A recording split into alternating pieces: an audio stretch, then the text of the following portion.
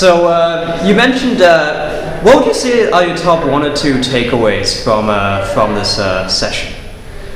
Well, I would say my top 1 or 2 takeaways from this session are that the people that are going to be running social media for campaigns are extremely hungry for information, and that sort of barrier that might have existed before in terms of people who aren't involved in the social media world every single day not knowing what to do, I feel is gone. People want to know the technology is accessible, it's there, and people want as much guidance as possible in terms of being as sharp as possible on social media. And it was a real pleasure in the room to see everybody sort of sponging up the kinds of things that we were talking about, and sort of nodding their head and taking notes very sagely, and then going out there and sort of getting ready to attack.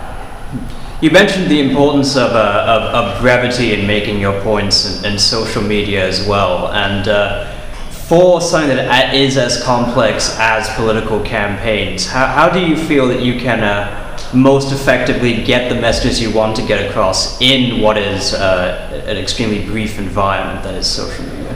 Yeah, so just remember the format that you're in, right? Twitter doesn't give you much option because you've only got 140 characters. Whereas on Facebook, you might think you have a huge canvas. Oh, I can post whatever I want. I've got a huge place to write text, and then I can post a link to a long infographic. But remember who's using Facebook, which is people on their phones going like this, scroll, scroll, scroll, scroll. So you got 1 second to capture their attention. And that's why I think it's important to be brief. Not only on Twitter where you have to be brief, but on Facebook where you really have to discipline yourself into distilling the message you want to tell into 1 sentence, 1 image, and maybe even 1 sentence on a colored background when it comes to a Facebook shareable, which forces you to be sharp and brief in the message that you're trying to tell, and convey it in as simple, and digestible, and shareable a way as possible. And I guess finally, you mentioned that you were the creative director, or one of the social media directors for the Liberal Party of Canada. What's been your experience in that job, having come in?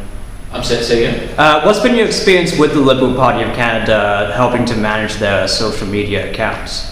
Well, it's been, it's funny because when I took on the job, the social media for me was not necessarily part of my everyday duties. And over time, as we realized what my role would be and how it would evolve, and social media just sort of became a natural fit in terms of trying to find some creative to fit the messaging, right? So I think it's been very natural to take on that role and to manage the social media coordinators that we have now. And it's incredibly rewarding when you've put your heart and soul into something and that you see it go out and it does unbelievably well and it gets shared 250,000 times, it has a reach of 250,000 and it's shared a few thousand times, and you're really proud that worked.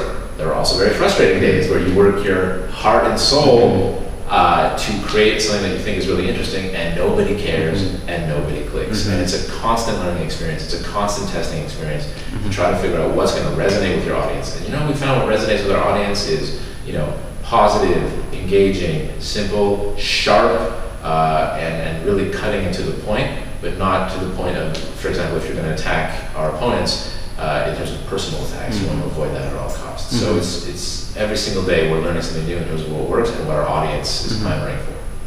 Well, thanks so much for your presentation, Dave. Thank you. Well, it was a pleasure.